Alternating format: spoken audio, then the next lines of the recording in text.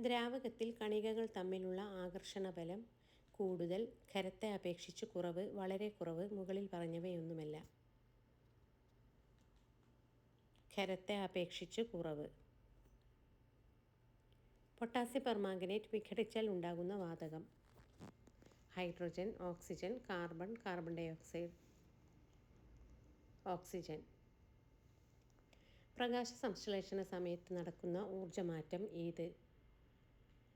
താപോർജ്ജം, പ്രകാശോർജ്ജം, പ്രകാശോർജ്ജം, രാസോർജ്ജം, രാസോർജ്ജം, യാന്ത്രികോർജ്ജം. പ്രകാശോർജ്ജം, രാസോർജ്ജം. Luciferin എന്ന രാസവസ്തു ദൃശ്യപ്രകാശം പുറത്തുവിടാൻ കാരണമാകുന്ന വാതകം. Oxygen, hydrogen, carbon, ammonia.